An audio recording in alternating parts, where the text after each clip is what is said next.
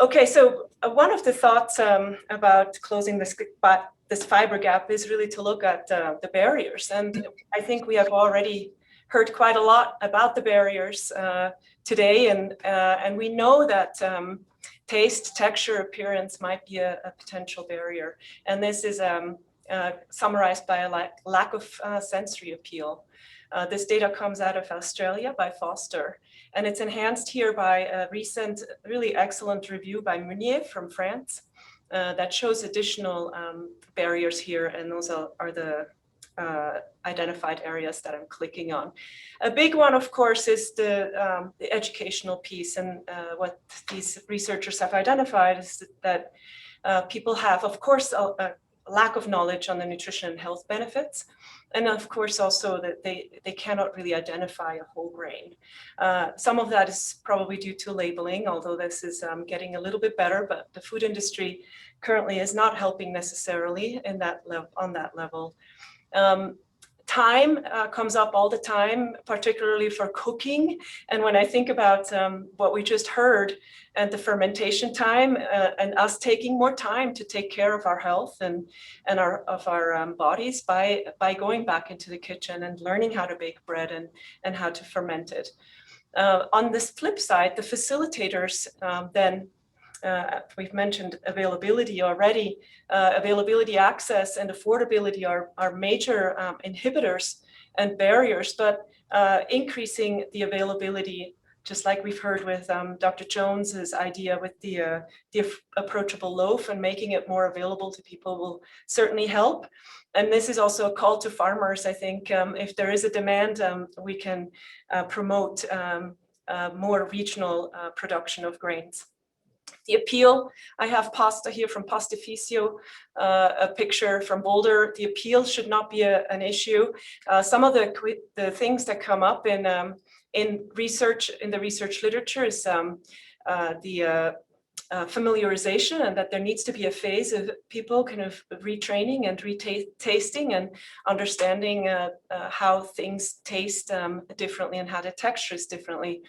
And that can probably change. The incorporation of whole grains in well-liked products is another point that we should take seriously. And education, of course. Cooking, I would add baking, is another point of discussion. How would people identify these whole grains? By education, certainly, but also by handling them, by touching them, by understanding a little bit more deeply what we're talking about when we think about whole grains, and how to identify it in a grocery store or going to a local baker to identify and ask questions about whole grains. Interestingly, nutrition and health benefits, we know they are so critical, but not everybody cares, particularly as we're looking at children and adolescents. It's other things that they care about. And I'm going to put it out here. It is probably called critical food literacy, and where we're branching into a little bit more of the socio-cultural and socioeconomic and environmental issues of our food system. And so from a likability perspective, I think we've seen a lot from Stephen Johnson, also I think from Laura, and certainly around the world, that the likability is not such a difficult situation if we're making these products fresh and we make them affordable. What I also like is the idea of bringing in the grains and the legumes and making them a meat alternative with plant forward, so it's not completely meatless, and plant-based opportunities. On campus, we've lured students in with whole grain cookies, as well as the protein flip burgers, which have about probably about 20 to 30 grams of whole grains in them, and less and better meat. But one thing that I always come back to is if we want to change behaviors, it's really about doing it with a holistic approach that integrates experiential learning and the grain value chain. And so we have a lot of this food literacy experience on campus with students experiencing the food value chain from the get-go, from the beginning, from the farming and seeds and soil, all the way up to really the baking and the cooking. And so when we define food literacy, it's the foundation of it is basically just understanding the foundational knowledge of food and having some skills in the kitchen and knowing how to shop. But that's not it. If we want to change and narrow this fiber gap, I think we need to have opportunities that provide other ways of knowing. Oftentimes we think that it's probably more about how people emotionally relate to their food system and to a farmer perhaps or a baker. And we can certainly say that in grain school and grain gatherings and many other grain happenings around the country, this kind of movement is really, it's contagious. You learn with all senses, even kinesthetic when you're out in the cornfield trying to harvest. And so it develops really a deeper understanding in food systems and sustainability. And that's what critical food literacy is, or critical grain literacy, and shapes these grain citizens that we have been able to, I think, perhaps motivate here at UCCS in collaboration with the Breadlab and also others. I think these types of learning experiences, when they are hands-on, are meaningful and they're deep, and there is so much to know, as you can see from the range of topics just today and the range of topics in general, from farming all the way to the community. Grain is incredible. And we just need to be better in making children's and adolescents and dietitians and health professionals experiences in food more deeply and more, I think, more all-encompassing.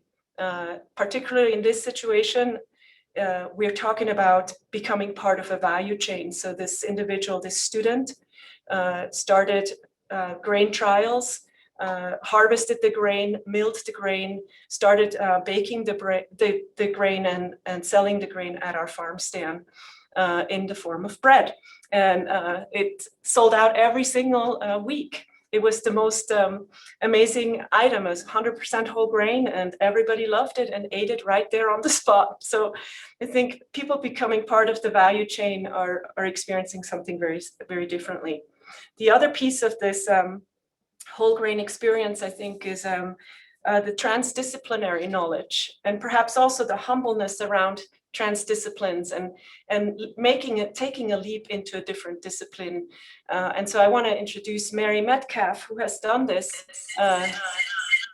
in an incredible way at the Breadlab. Merri, you have to mute your piece there. There's a little echo. But Merri is a dietitian and was with us as a graduate student, and is now studying crop science at the Breadlab. And so, okay, so hi everyone, my name is Merri Metcalfe, and first of all, I'm very privileged to be mentored by such two great individuals and powerhouses in the grain field, Dr. Meyer and Dr. Jones. It's pretty special to get to present side by side with them. Now also grain school has been a really special event to me, as well as it was in this event. I believe it was 2018 actually, where my career path took a really big turn. So at that time I was working on my master's in sport nutrition. And then but prior to that, I had been working as a dietitian specializing in eating disorder treatment. And Dr. Jones was a speaker at that grain school as well. And I heard him speak, and I just thought, wow, it seems like they're doing some really meaningful work at the Breadlab. So afterwards, I introduced myself and said, hey, would you ever consider taking on a dietitian who really doesn't have any experience in plant breeding or genetics? And surprisingly or not surprisingly, he said, yeah. And before I knew it, only a few months later, I was packing up my bags to move cross country to Western Washington here in Skagit Valley. To start a PhD program with the Breadlab. And to say that making such a big shift in your career, kind of going to a lab where I pretty much knew nothing, definitely was scary and a little bit crazy maybe perhaps, but I think there's also something really beautiful about that. And it takes a little while to really kind of know your place, and figure out the way things go. But I think there's definitely a steep learning curve, but as soon as you start to find your place, you realize that the differences that you bring are actually your greatest strength.